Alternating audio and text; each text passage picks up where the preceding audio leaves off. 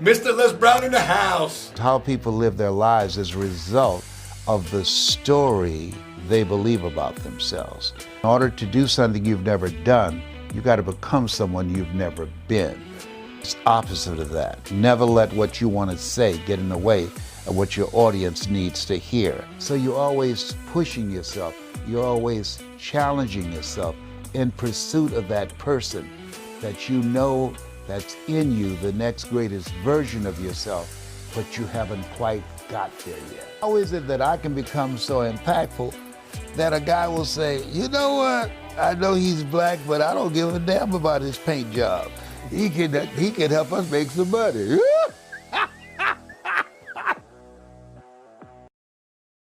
So my guest today needs no introduction. He's on my and many of yours Mount Rushmore of speakers, teachers, and many of you have his MP3s or cassette tapes in your glove box or on your iPad, iPhones. And nationally syndicated TV talk show host, state legislature, and former DJ, best-selling author. Ladies and gentlemen, we welcome to this Seven Figure Squad YouTube channel, Mr. Les Brown. So Les, privileged to meet you, sir. Thank you. It's a plum-pleasing pleasure as well as a privilege to be here. I'm here with Miss Maybe Brown's baby boy. Yes. So I'm delighted to be here with you. I was so surprised. I just want to say thank you to Ed Blunt for making this connection. I surprised when he says, I got Les on the phone. What are you talking about? Are you talking about the Mr. Les Brown? Yes. He says, yeah, I do. And go figure. You guys go back a while. Yeah, I knew Ed before he knew Ed. Okay, we go back quite a while. He was about 4 or 5. Yeah, but I heard a lot of great things about you, and I saw your video, and we are coming from the same space. So that's why he got us together. It's a divine appointment. Amen. Amen to that.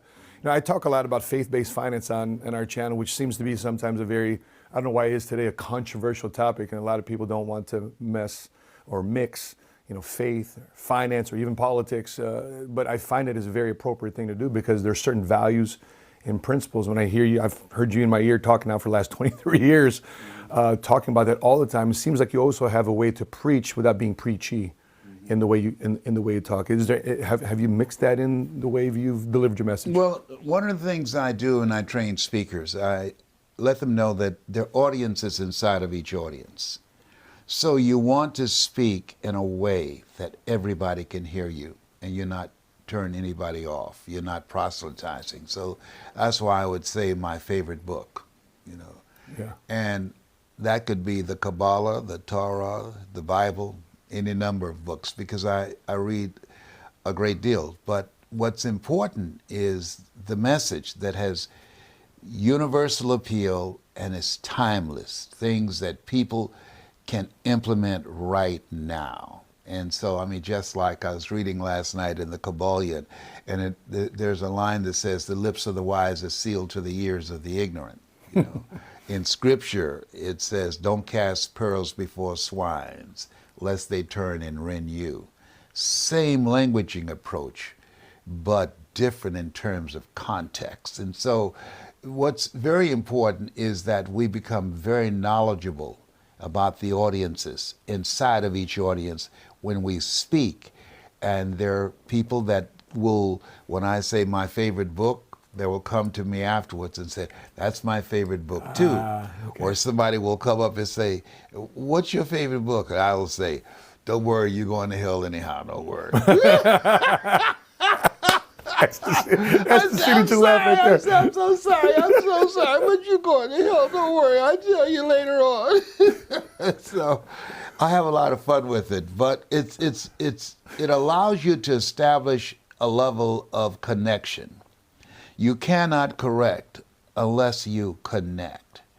And so doing the due diligence on that audience and understanding what are the things that you can say in a way that will create an experience that will have them on the edge of their seats, as opposed to doing an information dump. You know, the speaking industry has been governed by the Dale Carnegie course for a long time.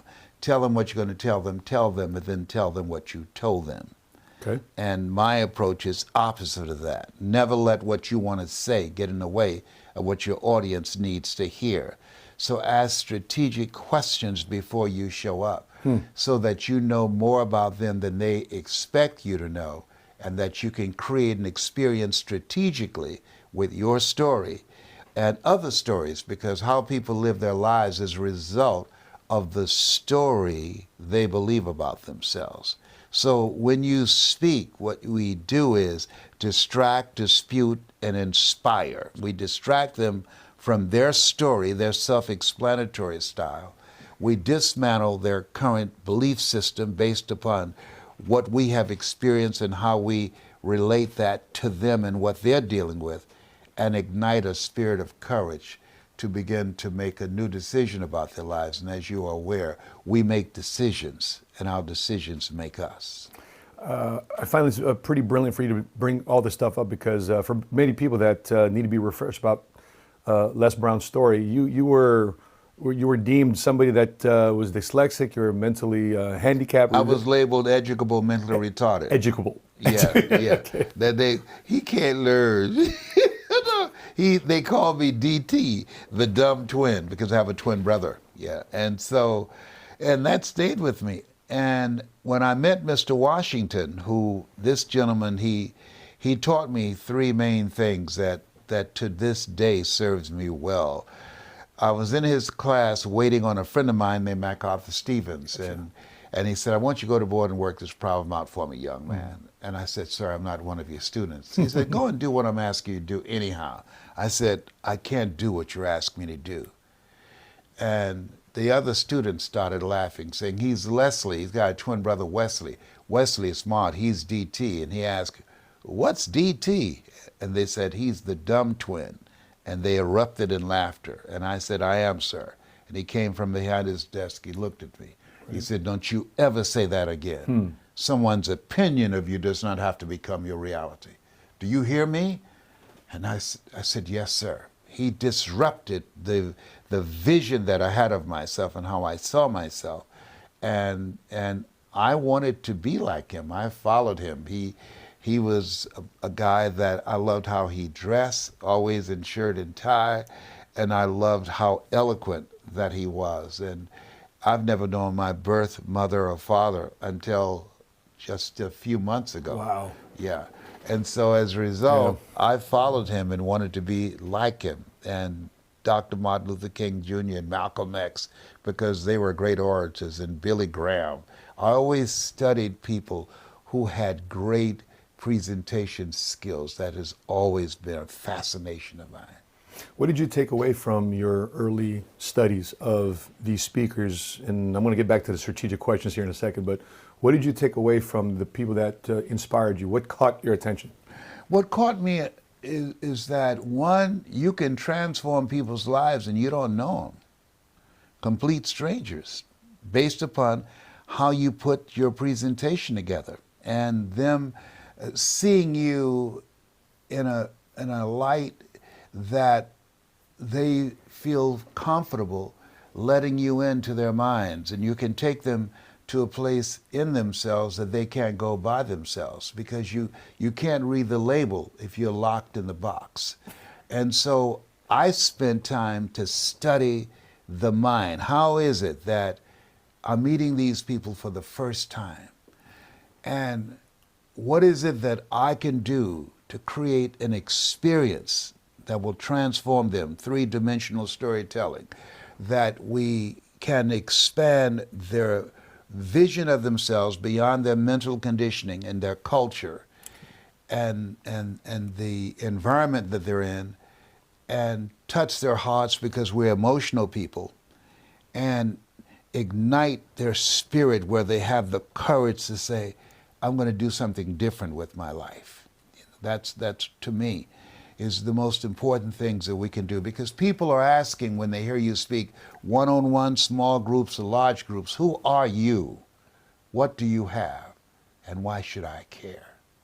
And so in the course of the presentation, when you address those things so that people feel comfortable, they trust you, they're willing to be transparent and allow you to come into their lives and speak to them and and help them to begin to learn techniques and strategies on how to make the rest of their lives the best of their lives. Take them on that journey, that experience. Oliver Wendell Holmes said that once a man or woman's mind has been expanded with an idea, concept, or experience, it can never be satisfied to going back to where it was. When you think about the audience that you're talking to really understand them, what are those, if you were to boil it down to maybe 3, 4, maybe 5 questions that you ask to really get to know that audience so you can deliver that, what's some of the questions you should ask from every audience before you speak to them? When you look at yourself, look at the industry, look at where you're going and the goals that you want to achieve, and hopefully they're far beyond what you achieved last year. What radical change must you make in your culture, in your mindset, individually and collectively, and how you're showing up in your industry? Because people don't live life as it is. They live life as they are. So in order to do something you've never done, you got to become someone you've never been. So what changes are you going to make that will allow you to begin to achieve these goals that you've set for yourself?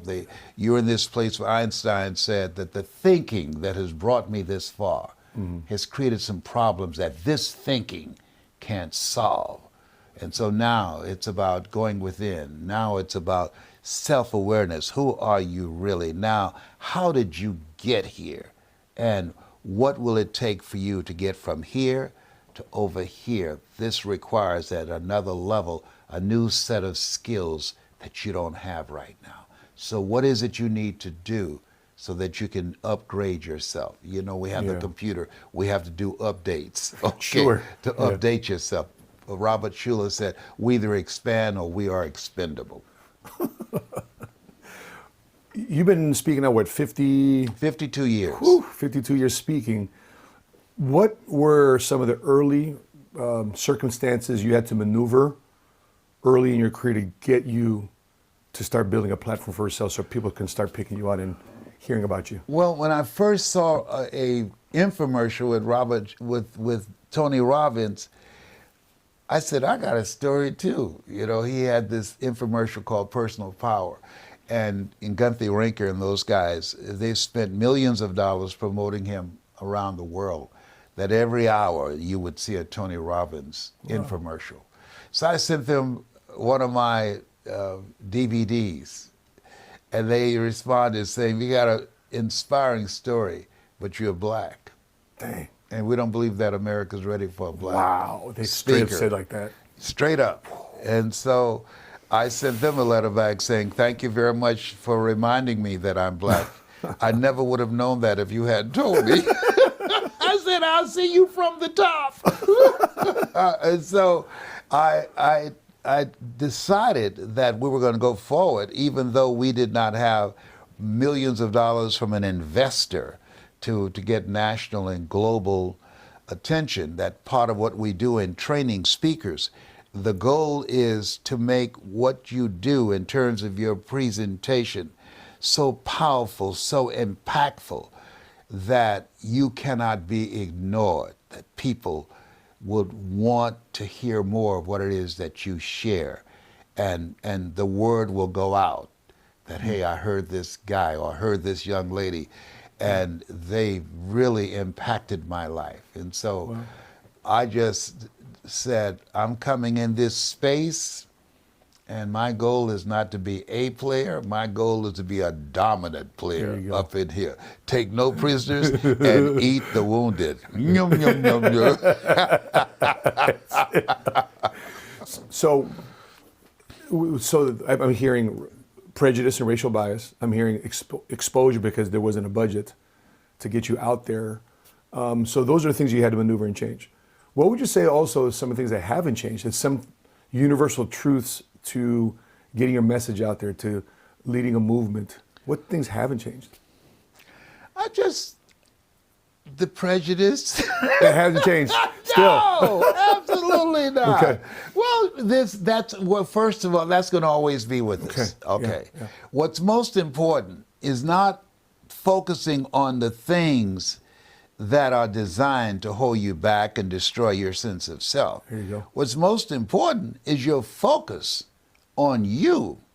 How are you going to deal with this? What am I going to do with this? That's what I'm always asking myself. This requires a new set of skills. How is it that I can become so impactful that a guy will say, you know what? I know he's black, but I don't give a damn about his paint job. He can help us make some money.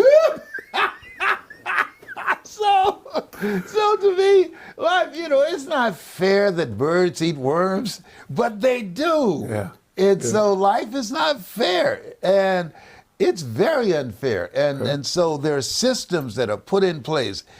I mean, this is the name of the game. You are in a culture that you're treated less than, and you have barriers and various things systematically that are designed to hold you back. Yeah. And so our goal is to focus on the solution, to focus on, I'm going to get through this, having that mindset of being a no matter what person. Yeah. No matter what you put in front of me, I'm going to find a way to get through this. That's the name of the game. Yeah. That's the opportunity. It's something that if we focus on that, we focus on finding the solutions, then other things come out of that. People say opportunity knocks on every door. I don't believe that. I believe that opportunity stands by silently, waiting for you to recognize it. And so I'll never forget, this news host was interviewing me and said, I see the majority of your clients are white. Shouldn't you be talking to black people given their condition? I said, no. He said, why not? I said, black people aren't the ones that's putting systems together to hold people back like me. I said, when you feel inferior to someone, you do everything you can not to have to compete with them. I said, people who look like you need what I got. He turned red as a cherry in a glass of milk. He didn't expect that. I said, come on, man. When you know who you are, you welcome competition. You say, bring it on. Yeah. So everybody, I believe, they have their own stuff that they have to deal with. All of us do. And so we have to constantly realize that life is a fight for territory. And once you stop fighting for what you want, what you don't want will automatically take over. With all the stuff that's going on right now, it's been an unspoken conversation, but then in the last 4 years, they've been emboldened, the people of darkness, saying, we can come out now. It's safe. And so, but that calls for and demands that we step up. I'm reminded of you getting your first DJ job. With, banging on the door, Mr. Butterball there, and says, I'm ready. He says, we're not hiring. But not only did you eventually get hired, but when it's time for you to step in as a DJ, you already had your intro already prepared and ready to roll. Yes, absolutely. I teach that it's better to be prepared for an opportunity and not have one than to have an opportunity and not be prepared. But not only was I ready to do that show, when I started working, I became the host of the radio show. I became the music director, the production person, making the commercials, selling commercials. I believe that wherever you go, you want to develop at least a minimum of 4 to 5 competencies. You want to make yourself invaluable to that corporation, that business that you're working in. This is a time that you have to expand or you are expendable. That if you go work for any major corporation right now, they require that you know at least 5 different positions. So if someone does not come in, you can step in there and take over for them. You're talking about the last, especially the 2 years that we've been through, 4 years. I want to talk about this, especially the 2 years, because a lot of people have been hurt from lockdowns and mandates and whatever case may have been through these last couple of years. A lot of people have been deemed essential, non-essential, restaurants closing because they literally just can't sell food because people aren't coming in.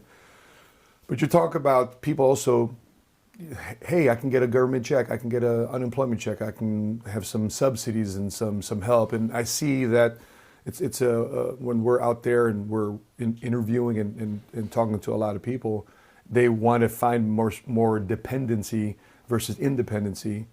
Can you speak to that in terms of playing offense in this That time? has been the liability of the kind of educational system that we have, where you measure people's intelligence not based upon their ability to think, but their ability to memorize.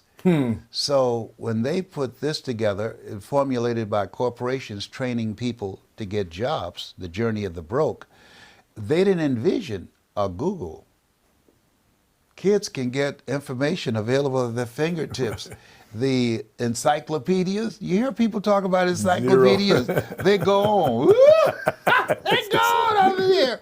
And so it's a different day. And so now, in this era, what the late Peter Drucker calls the era of the 3 C's, accelerated change, overwhelming complexity, and tremendous competition, we have to work to stay ahead of technology.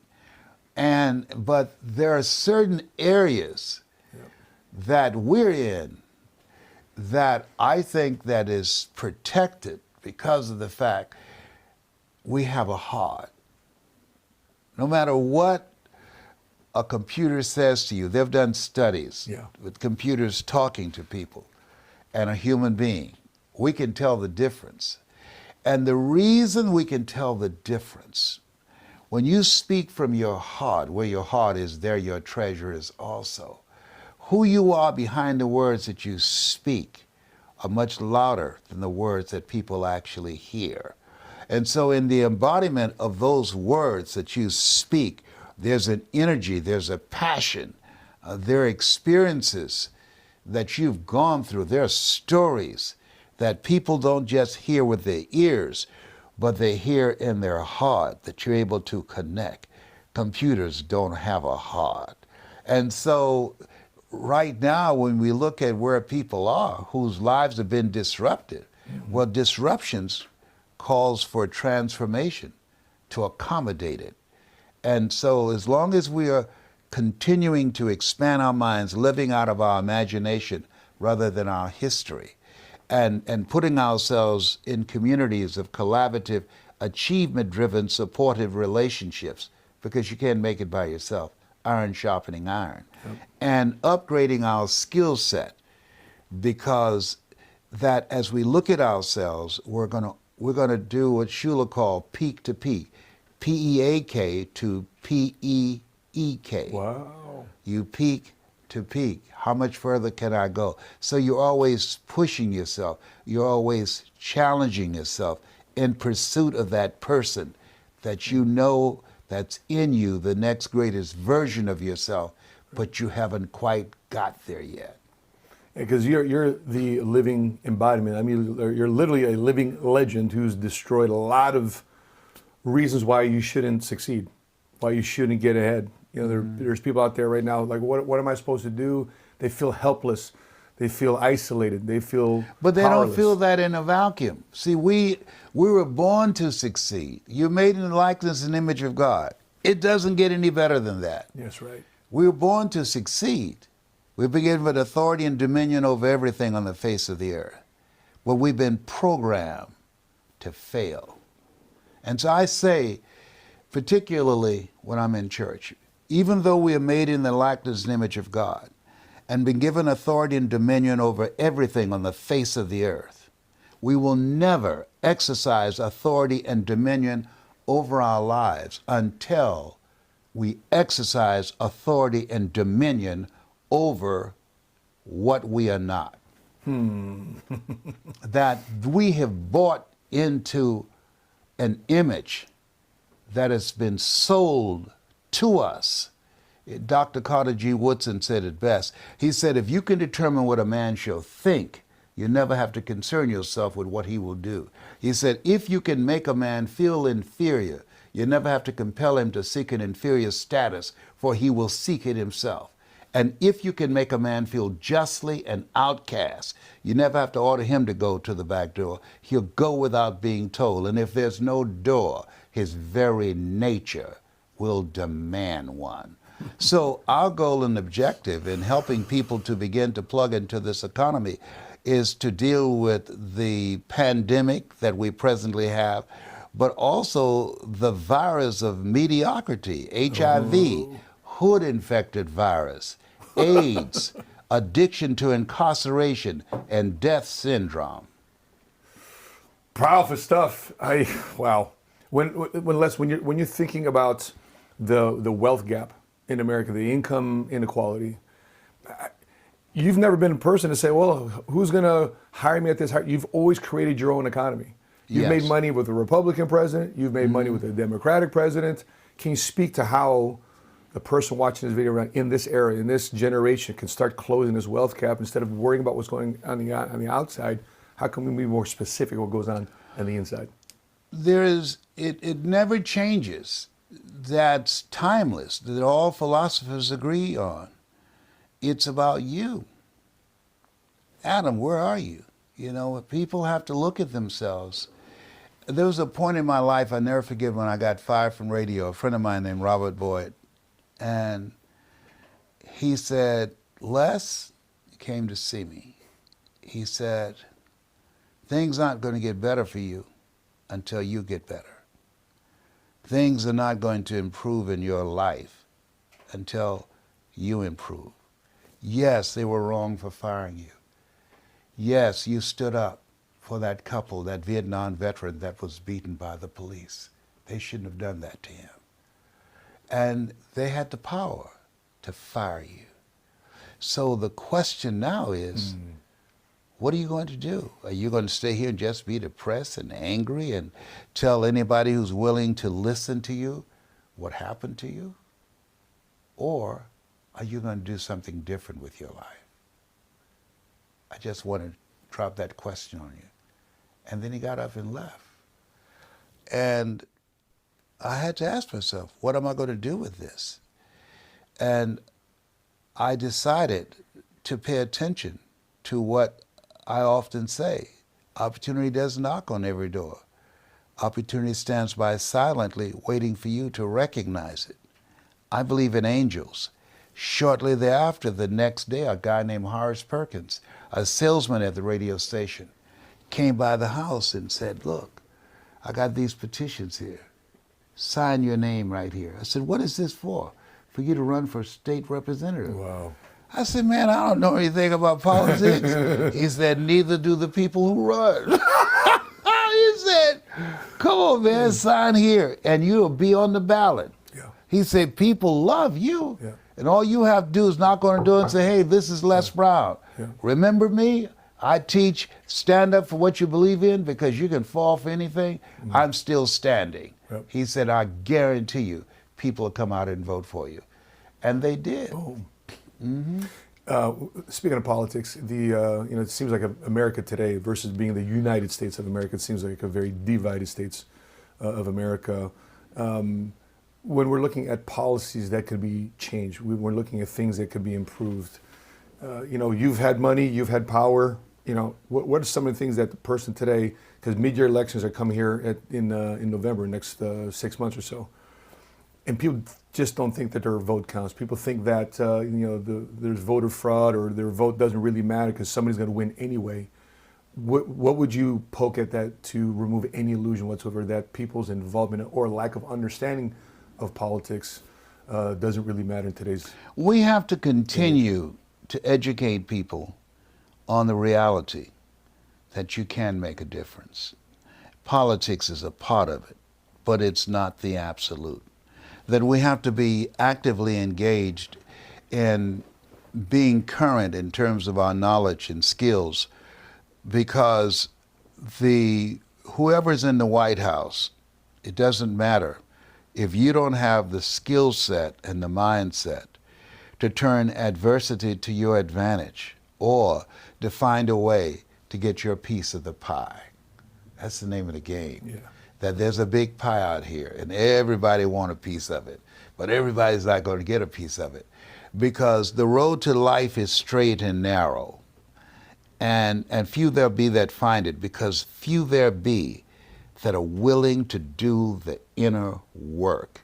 Few there be that are willing to upgrade their skills and their knowledge. Few there be that will face rejections and no's day in and day out and decide it's not over until I win. That most people, they allow themselves to be broken. They will surrender. But you have got to have the kind of mindset, no matter how bad it is or how bad it gets, I'm going to make it. You're not going to stop me.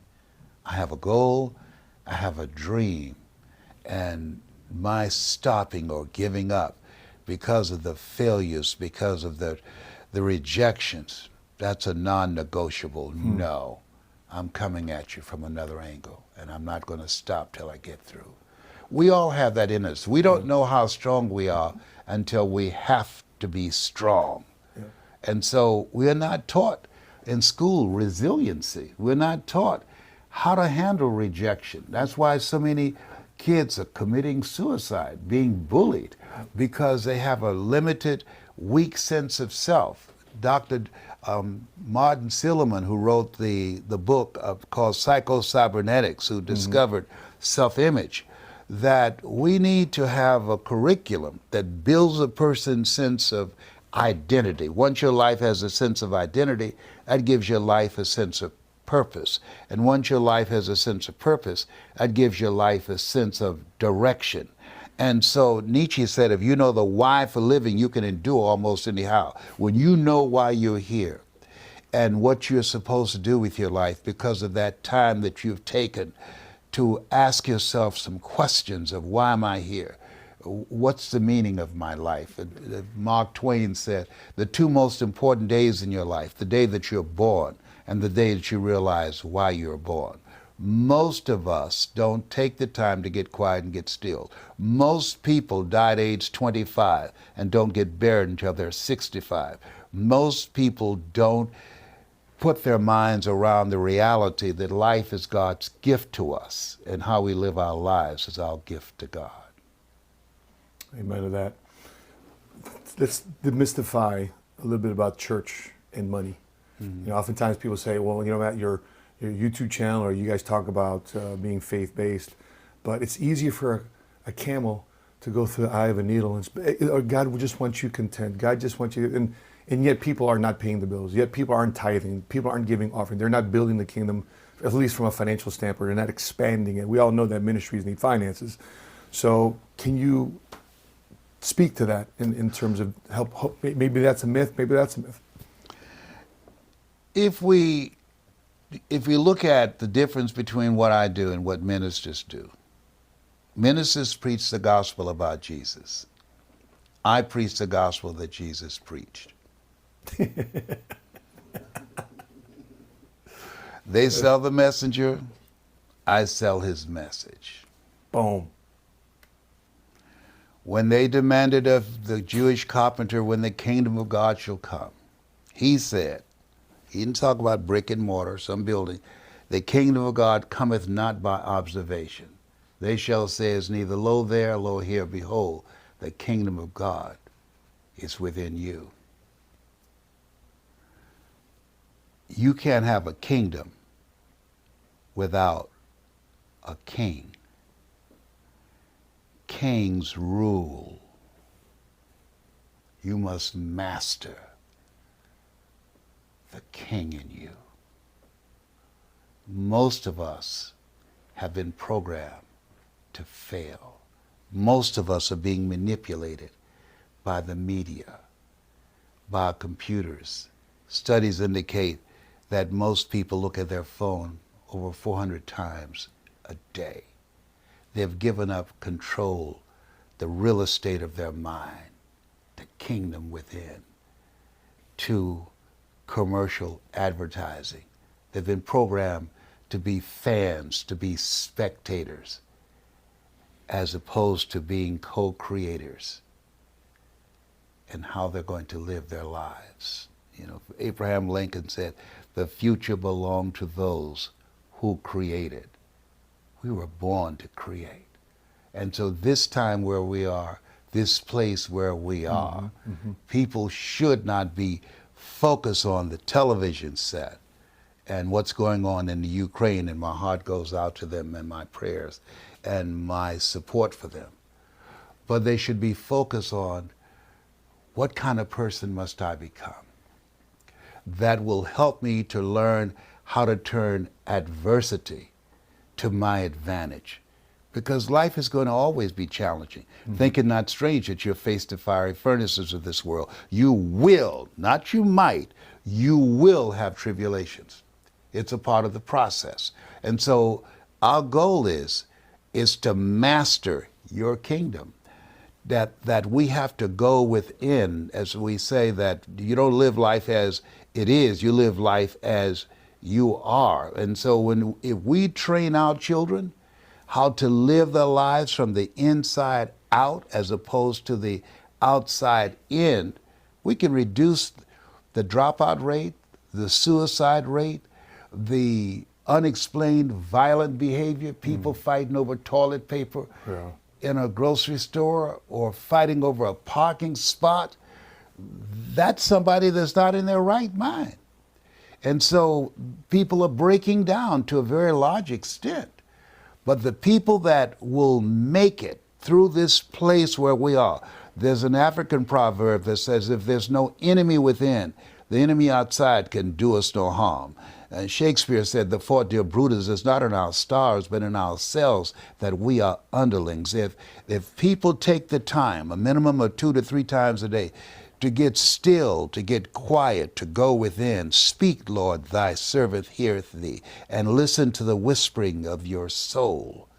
What am I supposed to do next? As opposed to listening to the world.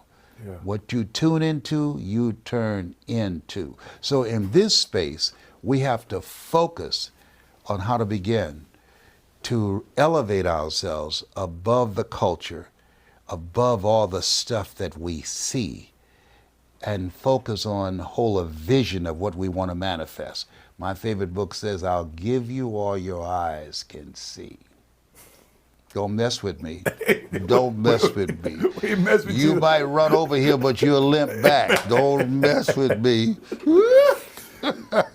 One thing I've always recognized about your skill, your talent, is that you're just impeccable with telling stories. And so I'm envisioning a 20, 30-year-old Les Brown starting a speaking career. What did you do when you were taking notes from, because every time I've done speaking, I'm like, I wish I would have said that. I wish I would have said this.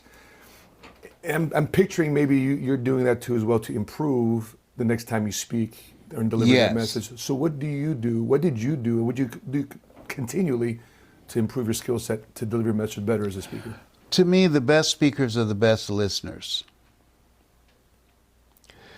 Watching and observing people, and most importantly, observing yourself. Because most of us go through life on automatic, based upon the programming, the things that's in our minds, that's governing our behavior that we're unaware of. Okay. The great anthropologist Margaret Mead, she was in a restaurant in London, and a waiter noticed her and he said, you know, there's several Americans here tonight. And she asked, is that right? He said, yeah. She said, I tell you what, I want to do something. And he said, what is it? She said, let me know when you serve them dessert. I can tell you exactly how many Americans here. He said, you can't. She said, let me know. And so he came over later.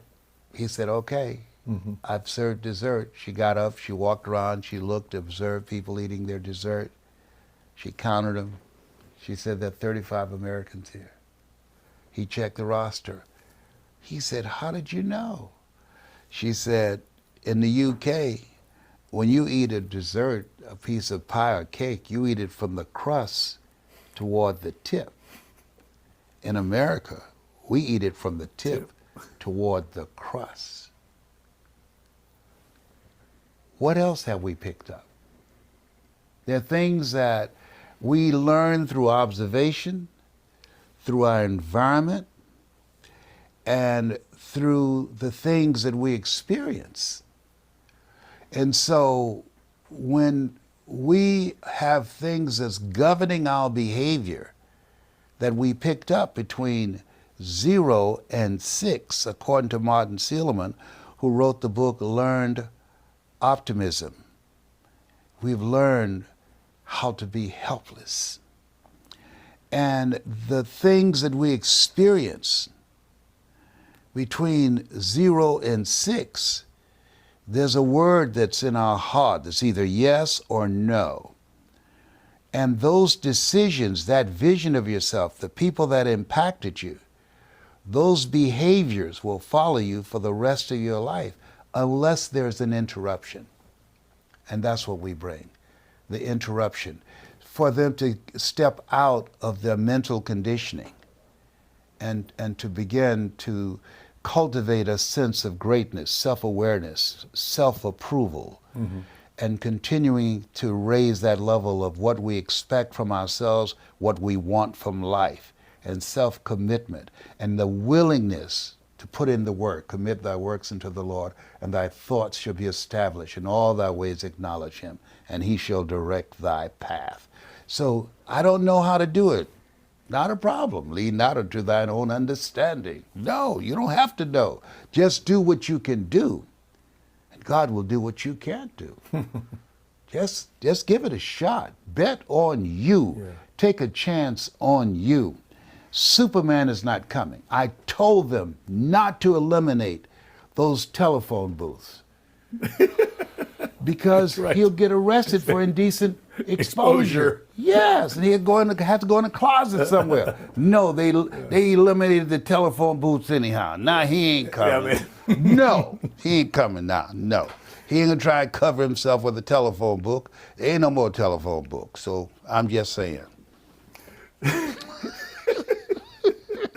My medication. I'm just imagining that picture right there. That's right. My medication wearing off right about now. I want to shift gears to financial literacy and financial education, just the importance of it. And coming from a background, there's 4 things that we talk about all the time at our company, which is these steps, and I want to get your input on it. Number 1, why is it important for somebody, no matter what they do, why they have to learn sales? Because life is about selling. Nothing happens until something is sold. It's a skill set that allows you to be in control of your personal economy. The ability to present yourself, to make a point, to sell an idea, to influence, to motivate and inspire people, to sell, first of all, yourself on I can do this. That's the first sale. I do a training called Focus on the Seller. First, you have to sell yourself that I can make this happen. People are listening and they want to experience a level of assurance that you believe what you're telling me. Once I feel that, because our goal is not just to speak to be heard, but to speak to be felt. And when you believe something, people can feel it. They can sense it. They can smell residual breath. They can smell it, But as Maya Angelou said, people don't care how much you know. They want to know how much you care. So when you believe in what you're doing, you care about the people that you're talking to. We're talking at a time where suicide rate is up, the divorce rate up by 40%, people who've lost their businesses suffering from empty pockets, broken hearts, cringing that the end of the month does not come real soon because they don't have enough money to go around. Mm-hmm. And so this is a time that people need to be able to affirm to themselves, no matter how bad it is or how bad it gets, I'm going to make it. The stuff that we experience, one of the quotes I love is that in life you will always be faced with a series of God-ordained opportunities, brilliantly disguised as problems and challenges. So if we look at what's going on in our lives as a God-ordained opportunity, brilliantly disguised as problems and challenges. We focus on finding the good. Every day is not going to be a good day, but there's some good in every day. But I'm just thinking about myself. I'm doing a little bit of self-reflection just listening to you. I'm just thinking about me on stage and things I'm telling my team. I can't believe how much a lot of your tapes and CDs have already embedded in myself. And by the way, I'm not taking any credit for it. It's coming from the source right here.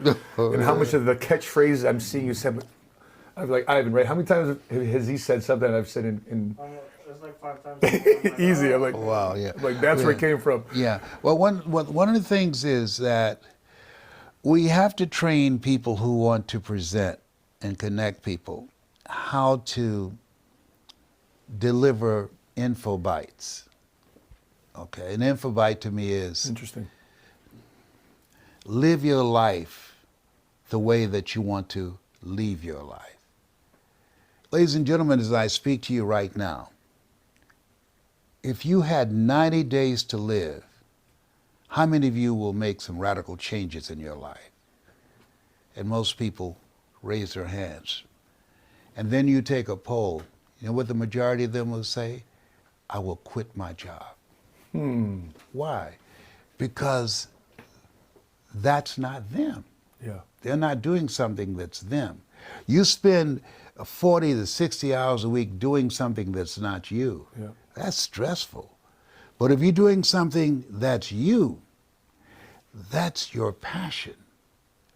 And so when you realize that we have a choice to accept life as it is, Yep. or be an active force for good, to decide, I don't want to just survive.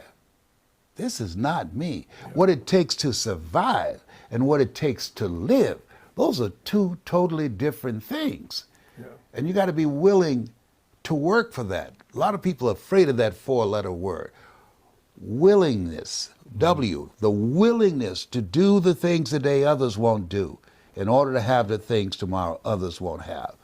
O, ownership of your life, taking full responsibility for where you are. George Bernard Shaw said that people that make it in his life, they look around for the circumstances they want, and if they can't find them, they create them. The R stands for willingness to reinvent yourself. To that in order for a man to gain his life, he must lose his life. So you've got to be willing to die to who you are now, to give birth to who you are to become. And the K stands for kindred spirits. You've got to come out from among people who don't have goals, who don't have dreams. People rub off on you. You earn within $2,000 to $3,000 of your closest friends. Academy Award winner Sidney Poitier said, when you go for a walk with someone, something happens without being spoken. Either you adjust to their pace or they adjust to your pace. Whose pace have you adjusted to? And so if people are willing to do the work, whosoever will, let him come. A person convinced against their will is of the same opinion still. Boom. I love it. I would ask you this question because we teach financial concepts, we teach financial literacy. It's been kind of weird the last couple of years because a lot of people have been just plugging in via Zoom or online. But what has been the power of assembling together, coming together? Because we do weekly meetings, we do conferences. It is so important because we're living in a time, we've gone from brick and mortar to click and order. So the communicators, the storytellers, Steve Jobs said the storyteller is the most powerful person in the world because storytellers can set the agenda for the culture, can influence and impact people. So when you're dealing with a group of people who don't know and think they know, who've been programmed to be spectators and fans, talking about who's the GOAT, who's the greatest of all time, Kobe or Michael Jordan, and can't afford a ticket to a game, to your own life. Hello. Who's the GOAT in your life, the greatest of all time? What is it that has to happen for us to see the next greatest version of who you were chosen to be? You were chosen out of 400 million sperm. God had a lot of choices, and he chose you. Don't make him regret it and say, why in the hell did I do that? So Les, previous to coming to our current business model where we're at today, I spent 8 years in the Marines, and then I spent 11, 12 years as just an individual insurance salesman, personal producer. I was selling life insurance, annuities, retirement plan, whatnot. But I was limited. I was stuck. I could recruit people and bring people into my fold because they were attracted to the money I was making. But I eventually ended up losing people because of lack of retention due to systems and compensation models. But the model that we have right now is a system where we can build teams, we can build agencies across the country, coast to coast. And when it comes to a mindset of just me, myself, and I versus actually building teams, building other people, right? What guidance and advice would you give for somebody who said, I'm so used to just being myself versus actually leading a team of different personalities, different human beings, and different upbringing and socioeconomic differences? What would be your thoughts on that transition? You know why I'm meeting with you? Why is that, Les? Because of you. Ed called me. 95% of all organizations who build strong, sustainable, competitive groups and do market takeaways have strong leadership. Dexter used to say, the speed of the leader, the speed of the group. So when Ed called me, not one time did he mention the compensation plan. He talked to me about you, about your character, about what you value, about what he saw in you. And he sounded like the woman at the well. Wow. I used to do that sermon. Said he asked, I used to do the sermon, and the sermon was, she said, he asked me for some, I didn't give him none, and then he went and told it all over town. He asked her for water, and she didn't give him no water, and then she went and told it all over town. But these dirty-minded people came to hear something else. I know. So let me get back to you. So I didn't know what the product was. Yeah, he did mention insurance. I said, okay. But he had my attention talking about you.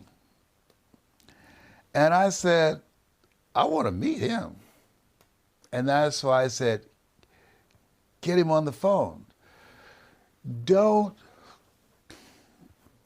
think that people leave as you have expressed because of the compensation plan. Will you lose some people? Yes. Amway has one of the worst compensation plans in the world. Limited compensation. People did not leave because of the relationship. The relationship. And so you have a relationship with a friend of mine that I respect, who respects you, and said, you need to meet him. And I said, okay, I'm in. And so you be who you are. You are the money. People buy into you. And things are going to change in your business. Mm-hmm. Quincy Jones is right. Everything must change. Nothing stays the same. When things are good, it has not come to stay. It has come to pass. When things are bad, it has not come to stay. It has come to pass. This thing called life, it's a roller coaster. Yeah. Sometimes things go well. Sometimes they don't go so well. What is the sustaining competitive advantage that you will have over companies that come into your space? Trust, character. T.D. Jakes says a quote, Lord, don't let my talents take me where my character can't keep me. So people who believe in you will stick with you through thick, high water, and hell because of you. That's how it's built, the relationship. That's the new currency in this space. Okay. Because people want to know, can I trust you? Can I believe in you? Yep. You know, are you for real? Yep. And so you're being who you are and how you serve people and how you're showing up, that's powerful leadership built upon integrity and walking your walk. That's last. Thank you so much, and much love to Ed Blunt and family. My last question is, throughout this process, throughout this journey, and breaking the patterns, as I'm hearing that repeat some form or fashion throughout this conversation, somebody's basically got to change. Somebody has to evolve. Somebody has to grow. And sometimes people have been thinking that they are who they thought they were until somebody from the outside says, "No, you're not." And that, for a lot of people, they're disrupted by it, because whether the ego gets hit or their pride gets hit, or they were this person in corporate America for a minute, and they get let go, they get resized, reshuffled, and they're not who they thought they were. And now what we're discovering coming into this era, that we're running into a lot of people that would never have considered entrepreneurship, that would have never considered getting involved in the financial services industry. Can you speak to somebody in that transition and move to doing something that they've never thought before? Because 90% of the people that we're getting licensed have zero financial service experience in the past, which is a very healthy thing for our industry. Remember what I said, in order to make it, mental resolve, a thirst and a willingness to learn, and collaborative, achievement-driven, supportive relationships. If you're willing to learn, no one can stop you. If you're not willing to learn, no one can help you. People who are not willing to learn how to earn money in this space don't get good sleep at night, and they have skinny children. And on Monday morning, they're afraid to go to the toilet, because Monday morning, the heart attack rate increases by 35%. People getting ready to go to jobs that's not them. And the majority of them die on the toilet. Wow. Wow is right. It's just something else. Yeah. You found in the toilet, just done, Yes, checked out. absolutely. Going to do something that's not you. Yes. So this space where we are, this is the only game in town. And computers are not going anywhere. And what computers can do, and we have them in our business, that once we get them in the funnel, and many times we don't have to have human participation. Mm-hmm. The computer does the rest. Yeah. All right? But when you have something that you have to establish confidence, yep, and trust and leadership. Yep. People are addicted to listening to personalities and responding to people who can speak to where they are, who've gone through what they have gone through. Your experience as a Marine, well, one instantly talk about and think about toughness and discipline and loyalty. And so that level of patriotism, that willingness to serve the country, to make the world a better place so we can get a good night's sleep, so that we don't go to sleep hearing bombs and worrying about ISIS, that kind of leadership, you just automatically, you have a sense of, can I feel safe with him? That I feel safe with you. And you're going to attract people like you. Birds of a feather flock together. That's real. Yep. In a positive sense and a negative sense. So you are it. And when I think about Dexter, as I look at you, Dexter had organizations in 26 different countries. He made $1 million every 17 hours. He used to drive 200 and 300 miles to do a one-on-one close with someone, with his wife, to talk to another couple. If you're going to be in his organization, you should know the color of the rug in the living room of the person that you have recruited, because you've been there and done presentations. You should know their anniversaries, because you're building a long-term relationship.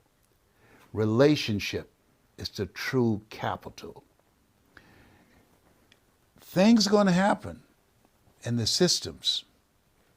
It's a part of it. But as long as you are the constant, they'll stay with you. They'll trust the person that moved them to a place within themselves where they could not go by themselves, and say, I can do this. I feel safe. And I'm going to stay the course. 2 bonus questions. Okay, 2 bonus questions. So this first question goes to Mr. Les Brown, and then we're going to throw it to Mr. Matt Sapala. Mr. Brown, you've had to overcome so many different challenges in your life as a father, a husband, someone who's gone through divorce, someone who's lost their job, someone who's faced so many obstacles. And you could have easily given in to excuses. You could have easily bought into all of the self-imposed limiting talk that so many people find themselves up against. Where did you get the will to? I hear you talk about willingness. Where did you get the will to continue to overcome, stay focused on your dreams and your goals, and to make things happen? For those that are listening that are in that place right now. I'm so glad you asked that question. One of my favorite books is Man's Search for Meaning, Viktor Frankl. And he said he was in the Nazi German concentration camps. He said the Jews that survived the inexpressible cruelties of Nazism had some power greater than themselves that they believed in, or some movement that they bought into, or some family member that they were determined to see again. And what it boiled down to, he said, if you know the why for living, you can endure almost anyhow. If you got a reason that drives you. My reason was I had made a commitment. I was going to buy my mother a home. And nothing was going to turn me around. I was going to make that happen. That was not some wish. My brothers and sisters, they didn't share it. They thought I was crazy. But that became my reason for being. I faced a lot of rejections.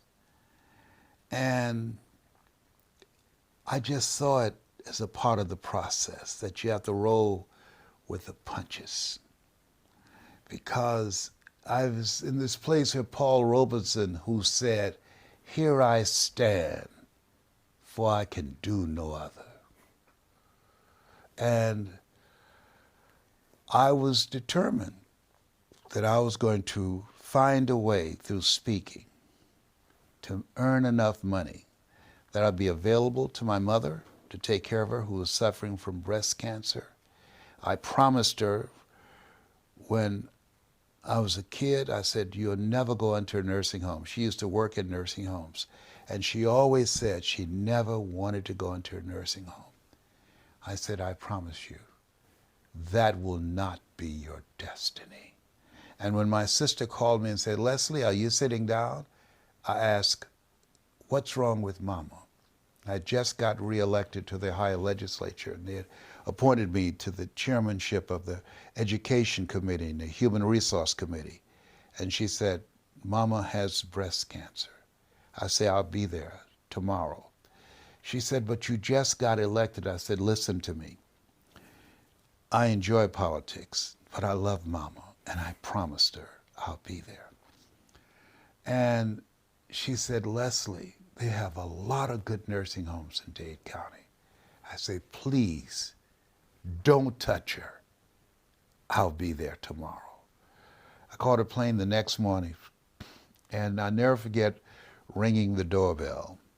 And a friend of hers, named Miss Mildred, was there. And she came to the door and she said, oh my God, Mamie, Leslie's here. And I could hear my mother say, I knew he would come. I knew he would come. Mildred, unpack those boxes. He's here. I knew he would come. You have to have something that drives you when others give up and surrender and throw in the towel. Something that can cause you to reach a place within yourself where you say, I don't feel nowhere as tired. I'm going to get it done. That makes you unstoppable. I was there. I took care of her until she left here. Brought her home. Got to find something that pulls you into the future. There's a stand that you decide to take with your life. And Matt Zapala, like Mr. Brown, you went through some challenges. You've been very transparent, talking about being a husband, a father, and then a single father within a very short period of time. And many people that are dealing with children will often use the children as an excuse as to why they can't get things done and do the work that's required to provide. So you coming from the military, not having any experience with generating significant life-changing income, where did you get the will to say, yes, I'm going to get this done, even though I have kids that I'm responsible for as a single parent? I got to figure it out. Where's that will to come from? Came from my parents. Came from my parents immigrating here from the Philippines, and just hearing stories about what it took for my mother to get her first job as a nurse at a hospital, $600 a month as a nurse. And then my father coming here because he was a tour guide in the Philippines, and he just basically sold himself on a free airplane ride in America and get himself into Indiana University. And I thought to myself that every generation has its great decision. And I felt my decision said, you know what? I've got this gift of entrepreneurship. I got this gift of an insurance license. I have no college degree. I have no other alternatives. And I get these 3 miles looking at me, and they're looking for me to come home and provide a home and activities and cheerleading and martial arts and all that, football and all this stuff that any other kid would want to enjoy. But I knew I couldn't depend on anybody else because as a single father, I had to do all that. I had to put myself in a position where I had no other options but to. Because what was my alternative? My alternative was to have the other party in the life and not have control or the access that I'm able to provide myself, having to divvy up decisions. And as a single parent, you have to make those decisions twice, 3 times as hard because there is no other financial assistance from the other side. I mean, I was one of those weird single fathers where I actually had custody of my kids. And if I'm looking at them and they're expecting everything from me and they didn't expect to be here, my decision with them was, listen, you don't owe me anything. I owe you everything, at least at the very extent of showing you an example of what to do during tough times and showing you and giving you a work ethic. And so when I'm looking at this and I decide to put a flag in the ground, I want to be able to say, I want my kids to say, you know what, I may not agree with everything that Daddy did, but man, I respect him. I respect his hustle. I respect the grind. And I found that the older they've become, the smarter I've become to them. And so we may not have times when they were teenagers or in their late teens and early 20s, but now as it's starting to get older, now they're starting to understanding the perspective of where I came from. So that was the future self I was talking about. What would these kids say? They may not agree with me, but man, my dad is somebody I want to follow. His footsteps may not be necessarily, or his career may not be the career, but man, I want to follow the way he went about business, the way he went about making decisions in his life, and I want to be able to them to say, my daddy gave me a great last name. Now it's up for me not to screw it up. If you've been watching this, I'd love to know your thoughts, your questions, your comments. What would you say? Put it in the comment section below. If you haven't done so already, make sure you're following Mr. Les Brown here on all social media platforms. And we're just talking about a course that he has here too as well. I'm very intrigued about this conversation and where it's going to evolve to. And for those of you that's watching this, if you're looking for a conversation about how to learn the rules of the money game, if you're looking for a conversation how to understand sales and entrepreneurship and be in an environment to help foster you growing into the next evolution, the next best version of yourself, please drop your thoughts and questions in the comment section below. We'll make sure we get back to you too as well. So with that being said, Mr. Les Brown, I'm so honored to be here. It's a plum-pleasing pleasure as well as a privilege. To meet you, sir. Rock and roll. That being said, guys, appreciate you. If you're watching that on YouTube, make sure you click like, hit subscribe, hit notifications to be alerted next time we upload our next episode. From Mr. Les Brown's boardroom here, we appreciate you. Until we meet again, continue to live smart, continue to love smart, and be money smart today. God bless you guys. Bye-bye.